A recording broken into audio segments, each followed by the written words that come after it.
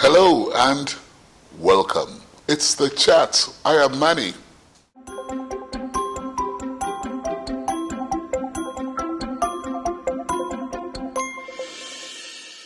My guest on the program this week is an accomplished journalist, a communications expert, and obviously a lawyer. He has served in the public service in so many capacities.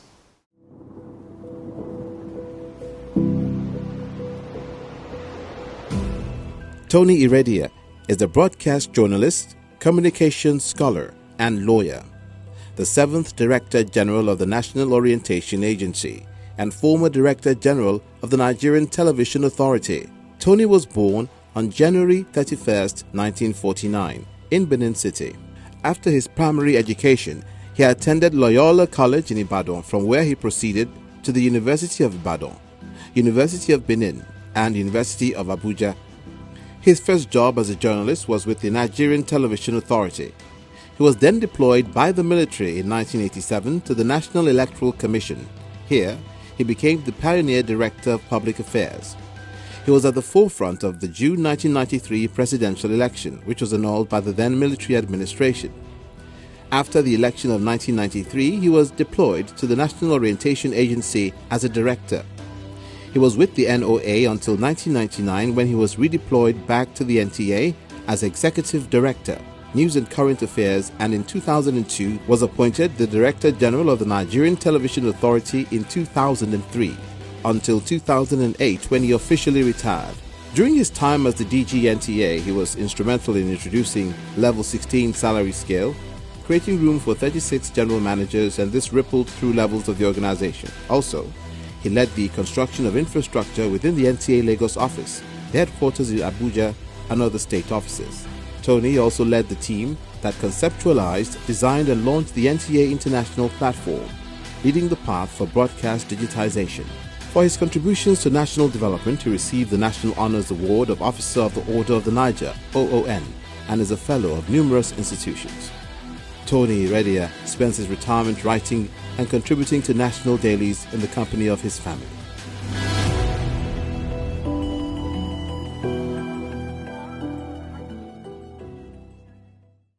TONNIE Iredia, it's a pleasure having you on the program. Great, Manny. Good to see you again. How are you today? Today is good. Yes, it seems that in your retirement you must spend a lot of time watching things happen, not involved in things happening. Now I'm a viewer. You're a viewer.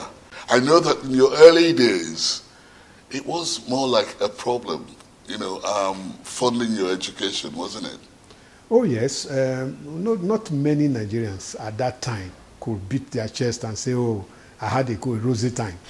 In fact, when President Goodluck Jonathan started saying he was a man who had no shoes, some of us were smiling because he probably maybe even had some semblance of shoes, which none of us had, And so it was difficult starting.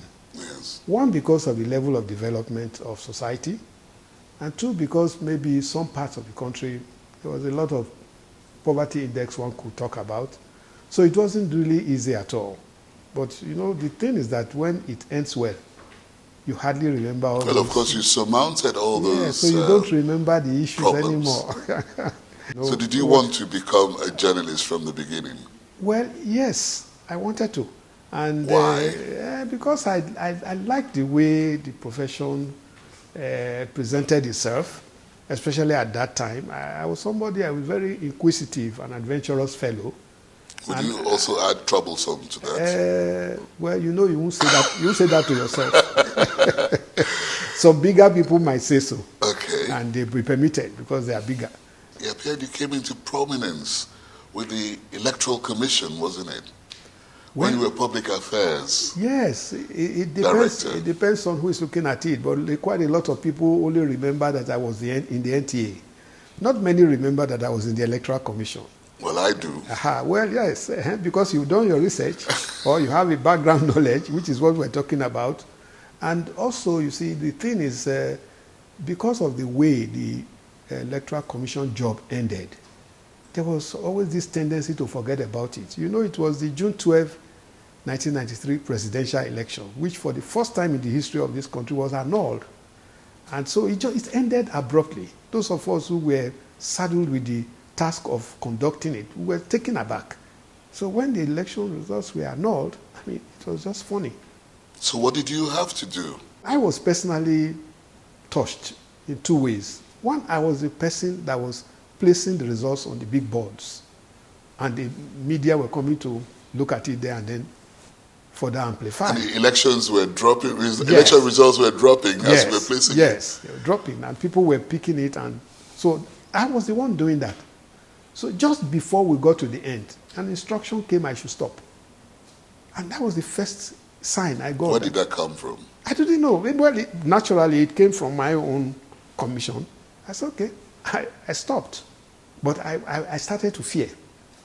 But you see, because I was an insider, it was very obvious to us at that point who had won the election. Because we had received messages here and there from our colleagues and how it was going on in several places.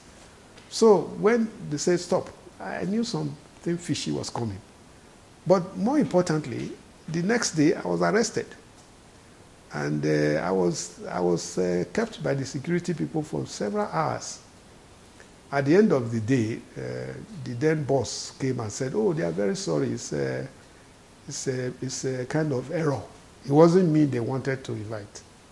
How do you look at, current elections and results announced and all of that, now that you're out of it? Well, I actually have been very critical of the Electoral Commission. And I just pray that those who are there know why I'm so critical. The criticism is not personal. It's not about the persons who are there. It's about the system. I haven't been there so many years ago. I know that we're beating about the bush now if we don't apply technology. It's only technology that can stop all the rubbish that the politicians are doing. So each time the Electoral Commission designs a device, they find a way to go around it. So what do you think this present Electoral Commission is doing wrong? I think they are not courageous enough. That's really my view. I think we need a strong Electoral Commission that can stand its feet, even if it means being removed. All right? One of the things that bothers me is the Electoral Act. I have always thought that the Electoral Commission is unduly subjecting itself to the politicians. You can't go and make an Electoral Act that tells the Electoral Commission how to conduct election when the Constitution has given the same Electoral Commission the power to determine how to conduct election. Section 160 of our Constitution is very clear. In fact, it goes on to say that in making rules and procedures for its work, the Commission shall not even be answerable to the President. But that's almost impossible. It's not about whether it's possible. It's about whether that's the law. Well, the law, yes.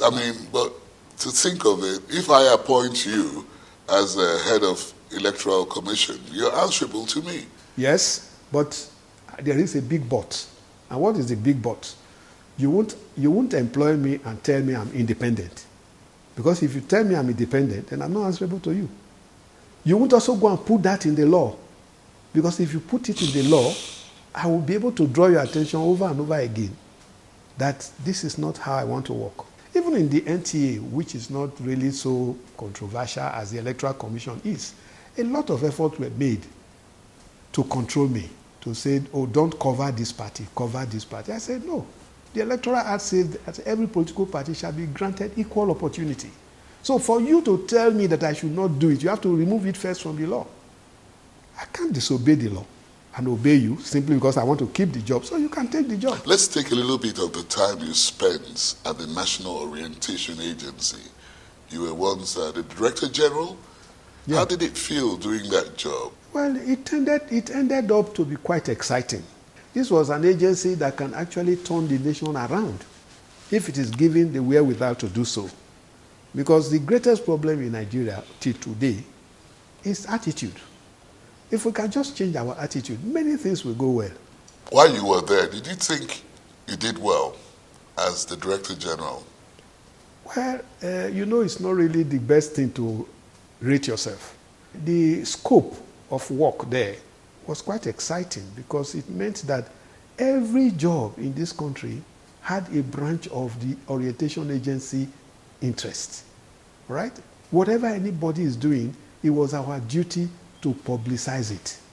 And it was important in a country like ours, where 60% remain illiterate and where public facilities never work. So if you are talking about modern organs of mass communication, television and radio, people don't have lights. So they don't watch most of what you show. People don't have resources to buy battery. They don't listen to much of what you say. A lot of people are not educated. They can't even read and write. So they need people to talk to them in the language they understand. What was the information ministry doing while you were, busy doing all of this? There was no, sync in duties? The thing is that I think that is really the problem today that makes information ministry tend to get involved in what the agency does. My own understanding is that information ministry is supposed to be involved with policy, not execution. They don't even have the manpower to do so. The 774 local governments had orientation officers who will go from house to house. So what role would the ministry play? Is that why you disagreed with the current information minister about getting involved in the affairs of media regulator? What you have brought now is a more serious issue. The minister can involve himself in national orientation and all of that, but he cannot involve himself in regulation, even though the law wrongly. But they appoint, Yeah. they appoint the head of the regulators. Yeah, but again, you it's see, when the you same say issue. that, when you say somebody is a regulator, you presume that that person is non-partisan, is an independent fellow that cannot be directed. Is that possible? But that's what it means. It happens elsewhere. Why can't it happen here? Elsewhere, they don't appoint people the way we do here. They use institutions. They can take from the labor, they can take from journalism, they can take from experts and constitute a body that is non-partisan. In the last 2-3 years of your stay in NTA, apparently you did very well, and a lot of people were giving you kudos for revamping the NTA. But what do you think you have left behind today? What is it like to you? I don't know. You don't watch the TV station? I do, but not with the mind of looking at for what is wrong or what is not wrong. The reason is simple. The environment has changed. The circumstances have changed. In my days in the NTA, the place was quite autonomous. There was a lot I could do, which the person holding that office today cannot do. Why? Structures have changed. For example, I could recruit staff. I don't think he can now. The centralization is such now that you will almost go through the needle's eye to be able to get one more staff added to what you have. In your days, were there enough upward movements, like promotions and the rest of it? Very many. Really? Yes, very many. When you said people were happy, the major reason they were happy was that I was the person that opened up the NTA. When I came into the NTA, there was no level 16. And I went to government to make the point. And I got all the GMs moved to 16 at a go. So 36 people moved from 15 to 16. That created 36 vacancies on 15. Look, you have been there, and you know what NTA was like. We had one assistant director of news before my time. By the time I came, we now had an assistant director of news reporting, assistant director of news production, assistant director of current affairs, assistant director of sports. You understand? So such openings made it difficult for anybody to be frustrated. With private radio and television stations now operating, do you think NTA can still stand with that statement of 30 million viewers watch, NTA? I don't think competition is what will make them not to stand. I think the things that I'm quarreling with are those things that will make them not to stand. The most important being government interference in day-to-day running. Because if the government insists that certain stories must be used all the time, and you cannot object because you are an appointee, and you are using those same stories all the time, the viewers will tune off from you. So it's not because they're So what you're saying in effect is that, government should lay its hands off NTA and Radio Nigeria. Completely. That is the point I have But been how making. will they survive? How will NTA survive? How are others surviving? Why will NTA not survive? Almost everybody that has made a mark elsewhere came from NTA. So the question is not whether NTA had good materials. It was how they were handled, how they were kept, how they were allowed to just go away anytime. That's what cost it. Pick a question. Well, there it is. Read out the question and answer the question. All right. The question says, what did the NTA and NOA need to bring about national unity and integration because of the loud cry for regional separation we see today? Well, I don't think it's just NTA and NOA. I think a lot of all societal institutions should be involved and be interested in the continued existence of the geographical entity. Otherwise, if the country is dismembered, and a lot of people will make a lot of losses, and so on and so forth. So to that extent, the need for peace can't be overemphasized. The need for societal integration can be better made. And that's the reason why I think that the National Orientation Agency should play a very, very crucial role in bringing the nation together. But I also recognize that even though the National Orientation Agency has the structure to do so, it doesn't have the resources. I've found out that all that goes to the National Orientation Agency today is staff salary. So if you give the staff salary and you don't give them resources for other things, it means they're just earning salary. It means the National Orientation Agency can jolly well be described as a national employment agency that just collects employment. But if you give them resources, they have so much they can do. If you give them senior rover vans, if you make all the orientation officers in the 774 local governments mobile, and they can move from one place to the other and integrate the different groupings before you come and aggregate these groupings, then we'll be making a lot of progress. But why is General Obasanjo predicting an outcome of a war again in this country? What do you think? Why did he have to say that? President Obasanjo has far more information than myself by virtue of his positions he has held. I don't know the information he has. All right? And I don't also think that the best way to deal with the issue that President Obasanjo keeps raising is for people to be angry. I think we should leave the messenger and look at the message. If there's nothing important about the message, you can discard it. So but if you discard the message because of the message? No, I think the message is worth listening to because that's what this question is saying. Integration, keeping Nigeria one, ensuring that there's peace, making sure that communal conflicts come to an end. That's it. Otherwise, there will be disintegration. Good. So, and if you want to avoid that, you want to do a lot that can bring the nation together. Are you happy with the way Nigeria is going? No, I am not happy with the way Nigeria is going. Why are you not happy? What do you find wrong? Because a lot of things have gone down. The problem I have with Nigerians is not that people are angry, but that everybody is expecting the same small unit to correct the problem we have. Everybody is looking forward to the president or the federal government. There are many problems in the states. There are many problems in the local government that can be sorted out so that those will not be part of the problems we have. But nobody is doing anything. All of us are critics. All of us are quarreling that, oh, this is what should happen. And then those around the presidency are not even helping matters. Their own responses are usually almost like the Fanika Ode one you said. Responses that tend to give the impression that those who are raising these things are not, patriots. That should not be it. I don't think anybody who is in his right senses will want Nigeria to disintegrate. So if people raise alarm, we should all come together, look at the issues that are on ground. How best should they be resolved? The media these days, would you say they have, in terms of problem solving and having interferences, would you say it's much easier during the military than, of course, with the politicians? Well, I won't say it's easier with any of them because the problems are two different things. The military had a way of making dictations.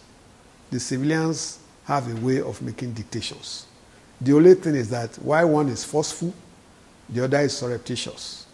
All right? And that would have been your experience, wasn't it? Yeah, but I was also under the civilian. Yes, that's what I'm saying. Yes. You worked on Yes, both. I worked on both, yes, but not in the same position.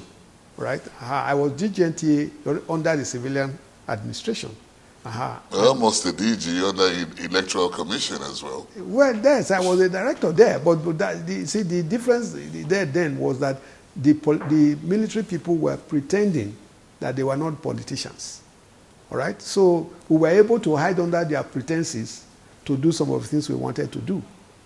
But as you could see, at the end of the day, many of the people who became elected were military people. What do you think, private ownership has done to media coverage of radio, television, and also the issue of the brown envelope?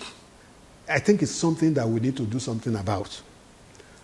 I don't believe that the brown envelope has any efficacy. As a person, I don't believe it. Maybe because of the part of the media that I grew up in. You see, in broadcasting, there are so many people involved in the production of one story.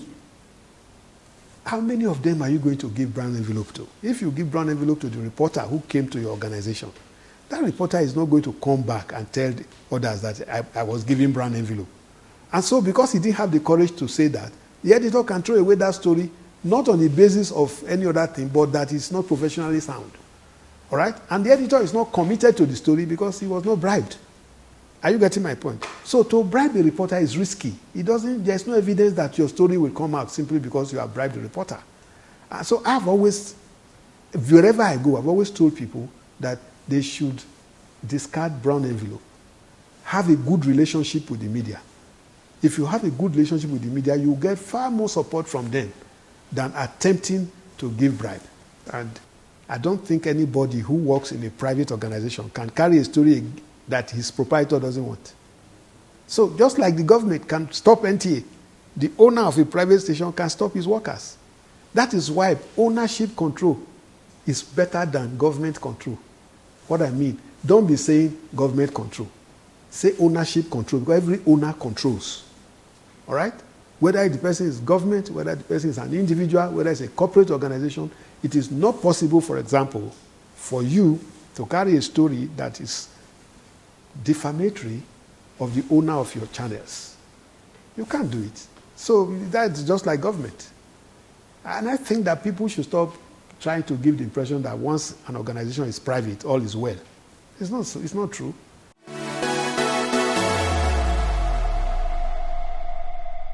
In these 10 days, you would need certain items that are very important to you. 5 of them. What could they be? That I will use in the island. Well, naturally, access to information.